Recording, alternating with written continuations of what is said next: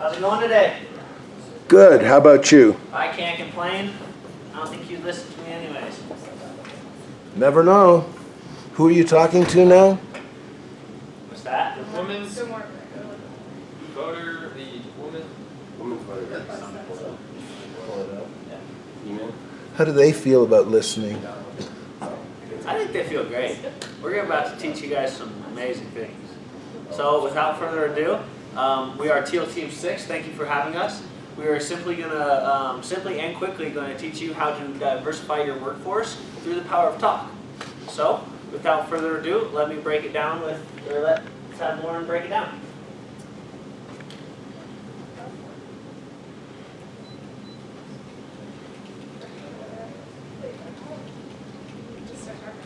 So our 4 key points to success are being open with your audience, connecting with your audience, being passionate about your topic, and also listening to your audience. And just having those 4 points will make you have a better connection with your audience and just be more comfortable.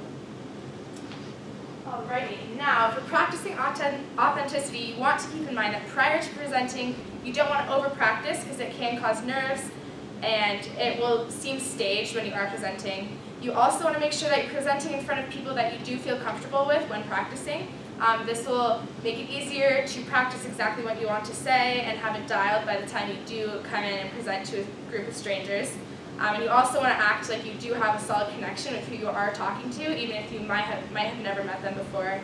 You also don't want to over-practice body language or emphasize it because it won't seem natural and it'll also seem staged. Body language is everything. If you want to seem important, act important. If you're back here doodling around, no one's going to pay attention to you. You want to be the center of attention and you want to command the room. And no one will listen to you if you don't.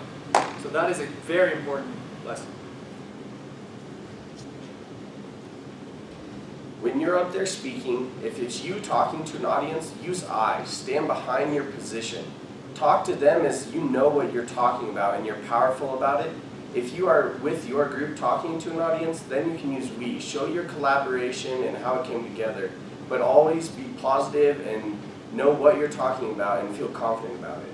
If you stutter or mess up, keep rolling. Everyone makes mistakes, and only from there, if you say sorry, even though you might not mean it, it still seems like you don't know what you're talking about and sets you one step back behind. So, with what me and my colleagues have just described, easily we can take you to the moon. If you guys implement what we have just talked to you here in the last couple of minutes, we will take you to the moon just like we have other companies. So thank you very much for your time, and we enjoy every part of it. Thank you. Any questions? You had what's your team name now? Teal Team Teal Team 6. 6. Okay. I do have a question. Yes, sir. I love the visual. You guys have a great sense of humor. Good on you. It's our continuity. Thank you. That's our stamp right there. Okay.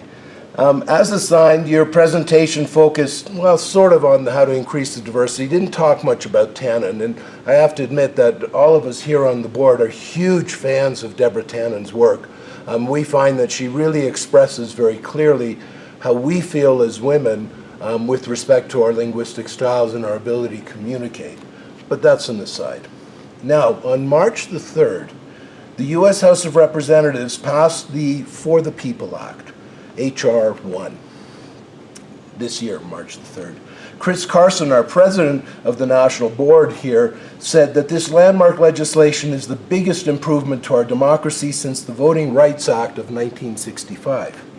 Virginia Case, our CEO, said, "The League works tirelessly to make sure that every eligible voter has their voice heard in every election. A healthy democracy, she said, is one in which everyone has their voice heard."